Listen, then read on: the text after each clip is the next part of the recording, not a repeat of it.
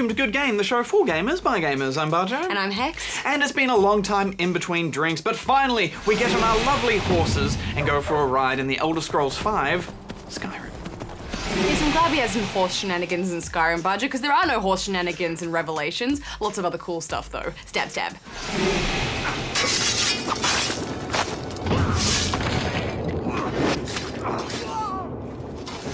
I think Goose is reviewing something this week as well. Yeah, I think you did mention something about that. Okay guys, more games to review. I think it's the new Mario one in 3D. Who wants it first? Okay, so I'll do it. Oh, Mammoth. Oh, no. Oh, run, run, run, run, run, run, run, run. What? Anyway, can you guess the game for this week?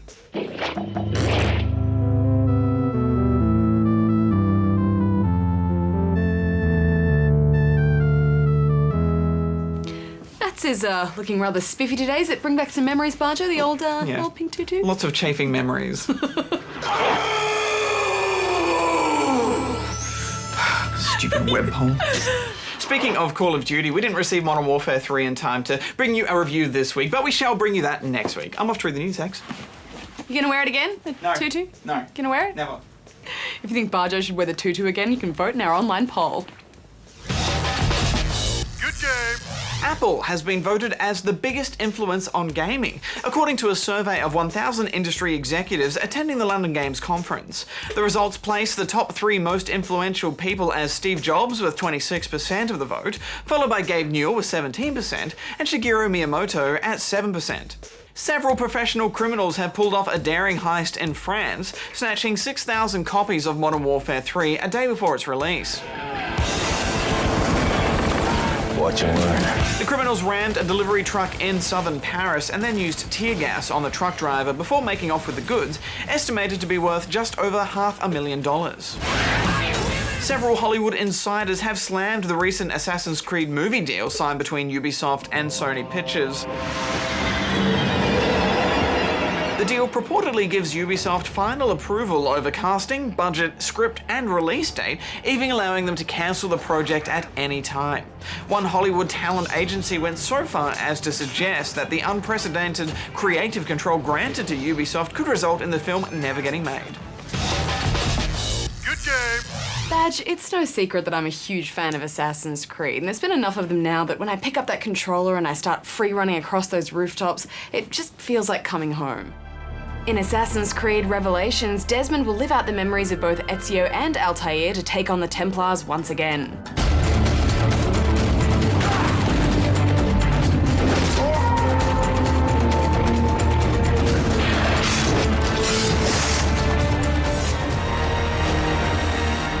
Revelations follows on from the events of Brotherhood. Ezio has tracked the secrets of the Templars all the way to Constantinople, and now his adventure continues as he leaps and climbs across Turkish rooftops. I loved Renaissance Italy as both a time period and a location, but after 2 games set there, I was, ready for a change and excited about this new city. Welcome to Constantine, Ezio, the crossroads of the world. And while it has a distinct cultural difference in its architecture and colour palette, it still felt very much like typical Assassin's Creed city planning. Essentially the same sort of layout, just a few slightly different shaped buildings. Yes, Revelations essentially builds on the formula of its predecessors, encompassing all of the elements of the previous 3 games, except for horses. They were strangely absent. You can't just give me horses and then take it away. You can't do that. No lovely horse. No horses! But it does have some new elements as well. Yes, after losing one of his hidden blades at the start of the game, Ezio befriends a local assassin who introduces him to the hook blade. Ezio, where is your hook blade? My hook blade. You've never seen one? It's a tool that quite considerably changes the way you free run, as it allows you to leap up larger sections of building, extend your reach across gaps, and often save you at the last minute from a jump that was a little too wide. I found it made me a little overconfident though, because I just thought there was no jump that was too wide for me, which is not the case at all. Yeah, no. Possibly the coolest thing about the hook blade is it allows you to use all of the zip lines that are installed across Constantinople.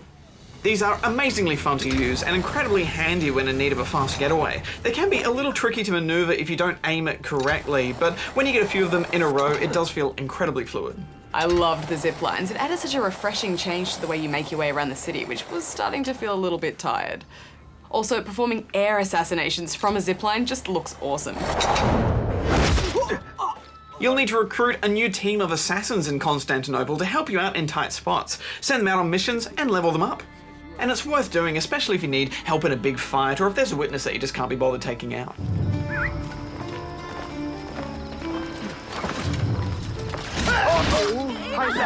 I thought the addition of the contested dens was a little odd. When an assassin's den is contested, you'll be required to go in and reclaim it in a kind of tower defense minigame, assigning archers and riflemen while the enemy tries to invade. If you fail to defend the den, then it's reclaimed by the enemy and you have to go in and kill the guard leader and then light the signal tower all over again. Yeah, it's an interesting way to break up the gameplay, but it's not really my thing and it felt a little bit gimmicky to me. I just felt like it was one of those things that was just creating more work for me and delaying my progress in a way that wasn't really that enjoyable. That being said, probably one of my favorite things about these games are the jumping puzzle caverns, and I was really thrilled with them this time around. The caverns vary from your timed jumping puzzle rooms to beautifully designed races that see you flinging away from rock ledge to post to beam, and they're truly a joy to play. The zip lines have been worked into them as well, and it's just thrilling when you get a good unbroken run going. And I liked that they worked some very Nathan Drake ledge crumbling action moments in there too. I mean, Ezio was kind of like the treasure hunting rogue of his time. Yeah, and it certainly adds to the atmosphere as you reach the end and snatch up that key. The keys themselves all contain the memories of Altair, which you will get to play out as you retrieve each key. It's wonderful to play as Altair again, even for the briefest of moments. It takes you back to a simpler time, without any of Ezio's fancy gadgets, and all those familiar locations too. There's some real insight into Altair's story, and the events that followed from the first Assassin's Creed game, which essentially fill in the gaps. And it fleshes out the reason why generations of assassins have been fighting the Templars over this mysterious alien technology for so long. Now, Ezio is an old dude. He just wants to at last put an end to this fight once and for all, and everything about him is just heavy with a lifetime of vengeance, regret, and lost opportunities. I wanted to thank you for letting me play a small role in your adventure. A small role is enough for this adventure, believe me. He's still as badass as ever, but yeah, you get the feeling that he's done with this now, I just want him to go sit in a villa and relax, chill out, retire, read a book. There's a strong focus in Revelations on the use of bombs, however. You don't have to use them, but there's a system within the game that allows you to mix and match casings, fuses and powders to create all manner of explosive, poisonous, or distraction bombs to use to your advantage. You'll find materials for these scattered in chests all over the city. Yeah, I found I didn't use bombs that much. It always seemed to go wrong for me. At one point I created this bomb that was filled with lamb's blood, which basically you throw it and it makes a messy distraction that draws guards away from a certain point. But I had this group of gypsy girls around me so that I could blend in, and when I threw the bomb it just exploded all over them and they were covered in lamb's blood and still dancing, and it just wasn't quite the disguise I was looking for. Gross. Let's move on to the multiplayer. We were in the beta a while back, and as well as some slick new visual improvements, there are some new characters and locations too. Wanted is back, but we also tried out a new deathmatch mode, which this time sees your compass deactivated and displays a picture of your target in the top right of your screen, with a meter that fills up as you draw near them. It was definitely the most tense mode for me, and along with Wanted, which makes you second guess every NPC you see. Another mode we tried was Manhunt, in which one team will be required to hunt another, whose objective is simply to stay alive, and in the second round the roles are reversed. You have taken the lead. Yes, so no massive revamps to the multiplayer, but it's not the focus of Assassin's Creed, and the devs know that, and they put their time where it's most valuable, the single player. Yeah, and I had a really great time with Revelations. I love these games and everything about them. It's such a wonderful escape for me. But in terms of this series, I don't think anything could top Assassin's Creed 2. Yeah, it definitely had the most fleshed out characters, and such a great story. Yeah, Ezio's coming-of-age story, following in his father's footsteps and transforming from a flirtatious lad into a vengeful assassin. I mean, it's hard to top that, and while the story has continued well in the games that followed, the characters have been sadly a little forgettable, and in Revelations the story tends to just plod along. I did like that he didn't have all of his abilities stripped from him right at the start, though. It's such a cliche when they do that, and then you have to rebuild them and get them all back again. He starts out as a powerhouse of experience and determination, and that's really good, but still the game has this whole feeling of been there, done that. Yeah, exactly. I love these games because of the stealthy, free-running gameplay and the historical aspect of the story and the architecture of each city, but I think if I were to play another one, it would have to be radically different for me to enjoy it. Maybe a modern setting would do it, but even so, I think the entire core gameplay would have to be revamped because there's just nothing that feels fresh about this anymore. So while I enjoyed my time here, I mean, let's face it, I always do, these games are so well made, nothing really stood out and made me feel like it had truly outdone itself, so I'm giving it 8 out of 10 rubber chickens. I think they are relying on that formula a bit too heavy now. We need an Assassin's Creed 3 or just something completely different because I've got Assassin's Creed exhaustion. I'm giving it 7.5 out of 10. This hero's luck will hold, we pray, and when he plays his cards, he'll root out all the evil.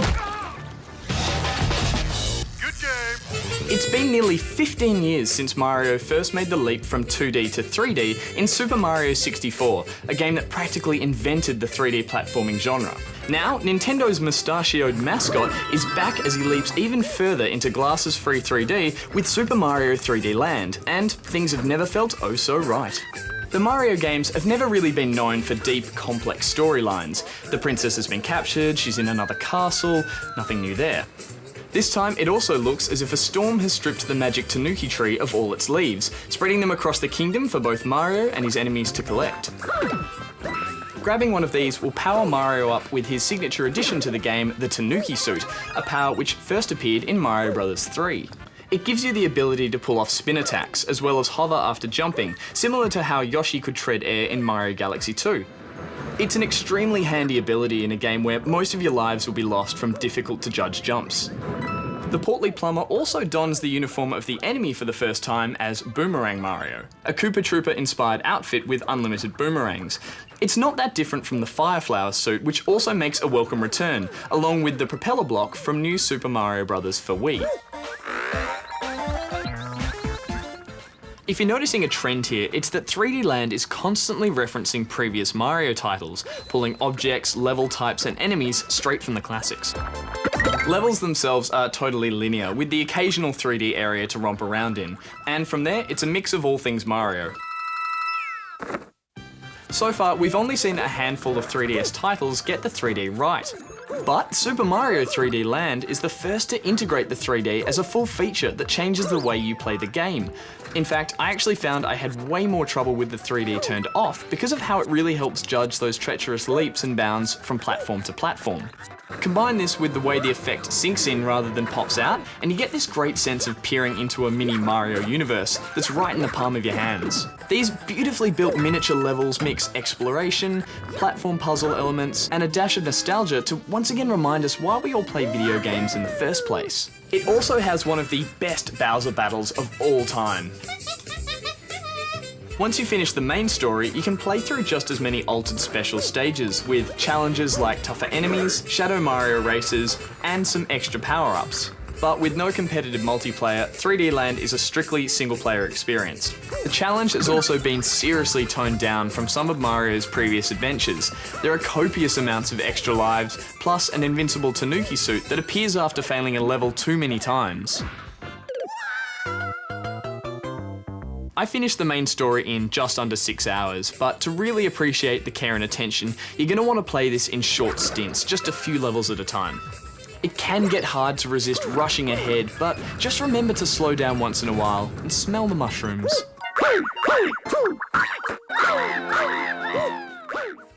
Even though it's taken almost 8 months to finally see an original Mario game on the system, Nintendo have stuck to what they do best, combining the 3DS's tech with some brilliant level design to create one of the most iconic Mario games of all time. So, I'm giving it 9.5 out of 10 rubber chickens.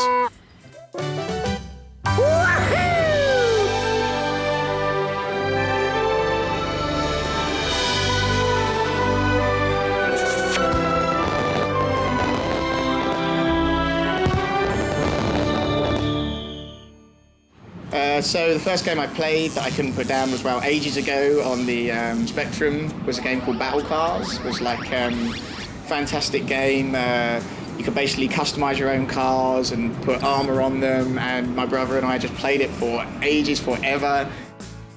hacked into the code, gave ourselves loads of money just to pimp up our cars to ridiculous sizes, and then just drove them against each other and raced again and again and again for what seemed like months. It was awesome.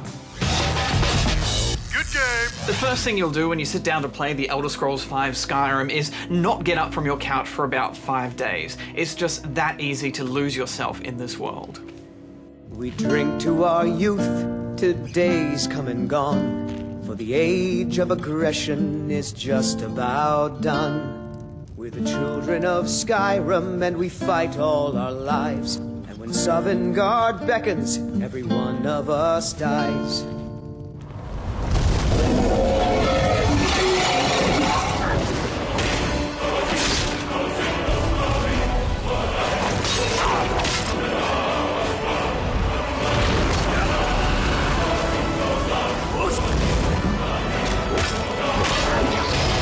Like many a gamer out there, to me, a new Elder Scrolls game is a big deal.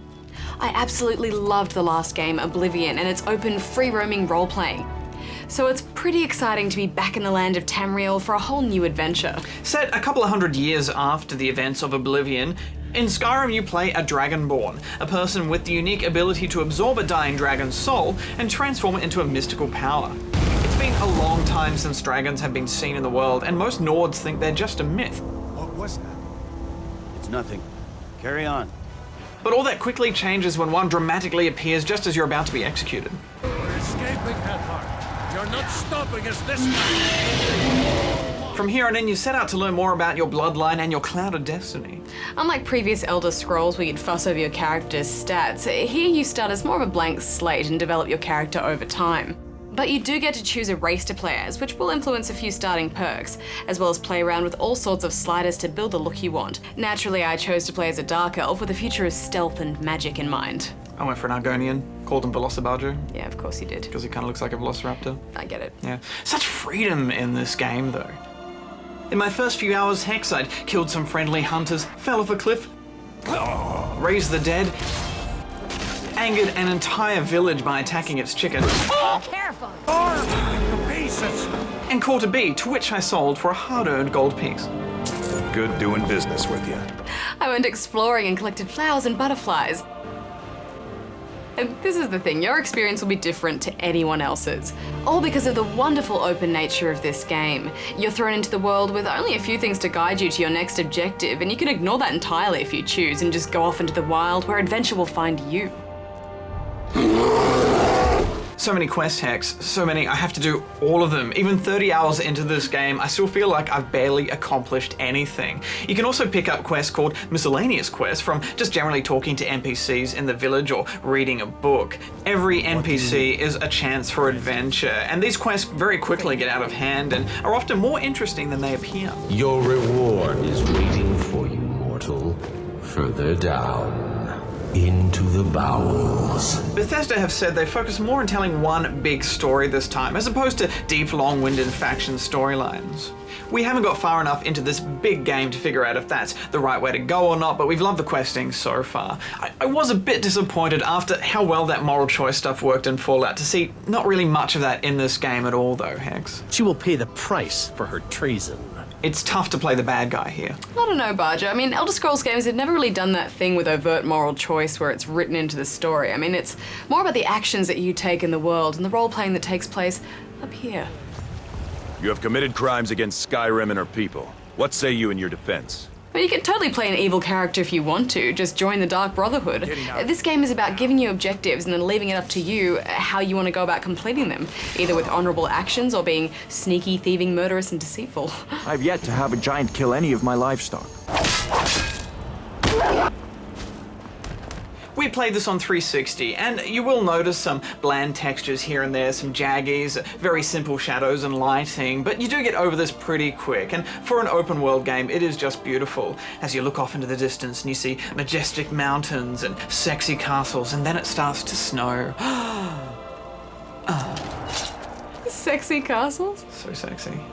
You fall in love with this world, which is especially eerie at night. And those dungeons too are so well crafted that you never feel like, oh, I've seen this area before.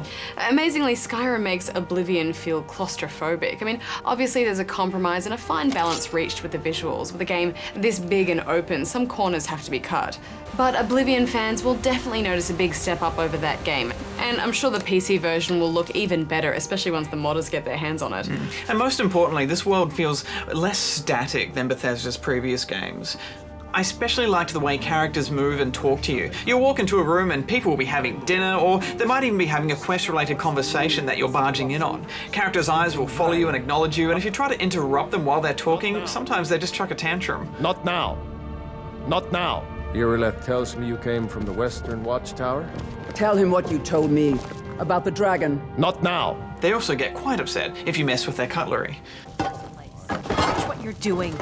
I'm still trying to figure out why Skjor let you in the first place. I also really liked that they got rid of Oblivion's weird paused game portrait conversations. I mean, this system is so much more believable. Yeah, and it looks even better in the third person, which is still a bit impractical when it comes to fighting or collecting loot and roaming the world, but it's definitely been improved since the last game. I also like the bards everywhere and their songs. Well, most of their songs. Our hero claims a warrior's heart. I tell you, 25 gold well spent. The dialogue all has this undertone of humor and cheekiness to it, and while I could have done with a few more voice actors in the game, all the towns are just so wonderful to explore. And I'm so glad you can once again buy a house and have somewhere to safely leave all your excess gear. Plus, somewhere to store all of my troll heads. They make it so tempting to break into other people's houses too, just to see what you can find. I'm really glad they've replaced the tumbler lock-picking system from Oblivion with the more realistic picking mechanic from Fallout. Plus, they've made it even harder. You snap those lockpicks so quickly on harder locks. There are so many improvements over Oblivion, but I think the biggest one is the leveling system. Many people dislike the monster level scaling system that was in Oblivion, where they're always close to your level, but in Skyrim, it's more like Fallout 3. You can now come across an enemy that's just too high a level for you, so you'll need to pause and potion like crazy, or just flee for your life. It's good to get hit with a tough battle now and then. This is so much better, and I still can't take down those mammoths and their giant guards, Bajo. It's just so scary watching them chase you over the countryside. I think this will stop people from burning through the main storyline too quickly too, because you really need to take the time to improve your skills in order to progress. Yeah, and I really like the way they've changed the leveling system for your character. The more you use a skill, cast a certain magic, sneak about, use a weapon type, or get hit wearing a type of armor, the more that specific skill will level up, which pushes along your overall XP bar. Eventually, you level up and you're given 1 point which you can put into one aspect of one of those trees. It completely does away with the need for underlying attributes like intelligence or strength, because it's all about mastering those skills by doing those things out in the world. It's such a relief to just jump into an RPG and play the way you want to, knowing the game will reward you for what you like doing. The beauty of this system is you can just look at your skill tree, which are just beautiful to get into the way it looks up at the sky, and you can see which parts of the game you're leaning towards, and it helps you understand your own character. Let's talk about the combat though, Hex. It has been improved, and I never tired of it, but it still feels clunky to me, like it did in Oblivion and Fallout. There's just a lot of walking backwards and flailing, you know? The hitboxes for enemies are a bit too big in certain situations, and the whole move a direction and swing motion is something that I just think could have been done a bit better. Yeah, the first-person melee is always a bit of a challenge because you don't have great spatial awareness. I think that's why I prefer to play as a ranged character using archery or spells. But melee is still pretty satisfying. There's a real thud to strikes and blocks, and I love the new slow-motion critical kills. They make you feel like a badass.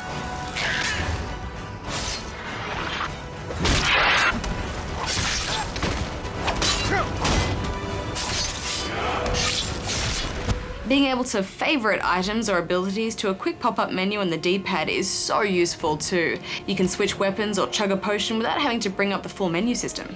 The menus in Oblivion were actually what stopped me playing that game, because they were an abomination. But it's so good that they're all improved here, especially the inventory system. It doesn't have a junk filter option, but just flipping in and out of it and changing gear up works well. It's still not perfect and it takes some getting used to, but it is definitely better, yeah. I liked the new map because it's so much easier to check out the geography of the world and understand where you are in relation to everything. Another influence from Fallout is the inclusion of companions. Along the way, you'll meet a variety of characters who'll come questing with you and carry gear for you and watch your back in combat. They don't have horses though, so if you've got one, you're gonna have to wait for them to catch up. Come on. Nice of you to show up. I love how the horses just get in there with the combat. They die so easy though. I was so sad the first time my horse died. Need some horse armor. I was even sadder when my first companion died.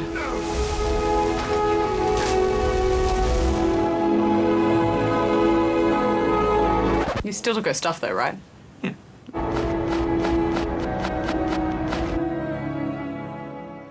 Another enhancement over Oblivion is the added layer of crafting that's now in the game. You can carry a pickaxe and mine veins of ore that you find, take that back to town, smelt it, forge gear, temper it and sell it on or use it. I found myself spending ages just making stuff. Yeah, I could blacksmith for days, but there's always someone using the equipment. Get off. All right then. Alchemy is back and involves mixing a bunch of ingredients, which also include bugs that you can collect around the world. Ah, the hours I've lost hunting for Nirnroot on the banks of rivers and stream, Barjo. But I really enjoy the enchanting as well. When you find a piece of magical gear, you'll need to destroy it to learn that enchantment. On top of that, you'll need a soul gem and an item you want to imbue with magic. I can see the potential to create all sorts of really useful magical gear. And it's great that each of these different crafting things have their own massive tech trees now too, so you can really get into it. But we should talk about the dragons, which are a huge part of this game, dragons. Throughout your journey, you'll come across ancient runes that teach you what are called shouts. These are special powers that only Dragonborn can use. But in order to actually equip these powers, you'll need the souls of dragons. And this means, of course, having to kill them. It is a bit silly that they just land next to you and let you hack away at them and then fly off randomly, but it is undeniably exciting the way they swoop around and the screen shakes and the rumble noise. Oh, it's so exciting. And, you know, lifting your shield isn't really going to do much against a mouthful of flames. And when you eventually take one down, you feel so victorious, and you're that much more powerful when you have a new shout to use in combat. These let you do things like knock back enemies with a forceful blast, use fire breath, or do a super fast dash. And other characters will start to revere you or fear you once you begin to fulfill your destiny as a Dragonborn. But unraveling that story is something we'll leave for you to discover. Final thoughts? Definitely save often and manually, as there are a few bugs here and there, and it also helps out if you mess up a fight. There was promise of a day one patch at the time of recording, so hopefully that's corrected some of the issues. There's so much attention to detail in this world though, Hex, in every single part of it. I lost so much time here in a blink of an eye, and I think that's a sign of a well-made RPG. So I'm giving it 9.5 out of 10 rubber chickens. You know, after being a bit obsessed with Oblivion, I have to say Bethesda have delivered pretty much exactly what I wanted with a new Elder Scrolls game. I know I'll be lost in this game for ages and discovering new things and having discussions with all my friends about their discoveries. I just love this game. For me, it's an easy 10 out of 10 rubber chickens. Shh. Can you hear that? It's Nirnroot. Good game. So did you guess the game for this week?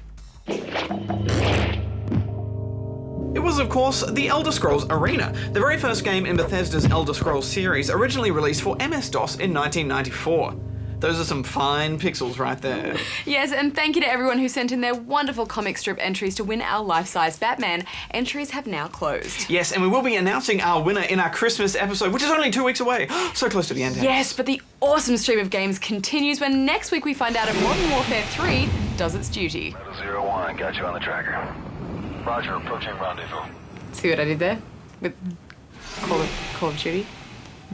I have good jokes. And we'll also save Middle-earth next week, once again, in Lord of the Rings War in the North. Until then, gamers, Barjo out. Takes out. Vote in our online poll. Don't do it. Do it. Not gonna wear it. It's gonna wear the tutu. It's gonna look I amazing. just got rid of the rash.